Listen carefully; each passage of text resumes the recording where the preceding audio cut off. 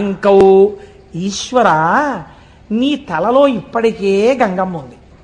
ఆ గంగమ్మ ఉత్తినే కూర్చుంటుందా? ఎప్పుడు కదులుతుంది, ప్రవహిస్తుంది. నీరు అలా స్టాగ్నెట్ అయి ఉండిపోతే కుళ్ళుకంపు వస్తుందండి.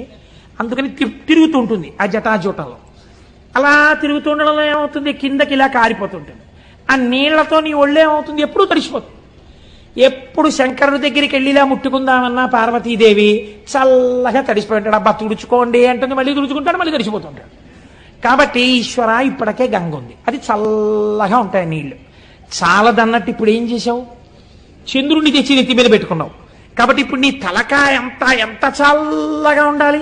ఎప్పుడు పెట్టుకున్నావో ఆ సోముణ్ణి, తలకాయ ఎంత చల్లతనంతో దిమ్మెక్కిపోయి ఉండాలి. నిజానికి ఎంత చల్లతనమో, ఎంత చల్లగా ఉందో, తల నిమ్మెక్కిపోయింది అంటుంటాం మనం. వానలో బాగా తడిసిపోయి ఇంటికి వచ్చారనుకోండి భర్త, భార్య గబగబా ఏం చేస్తుందంటే ఇప్పుడు లేవనుకోండి కుంపట్లు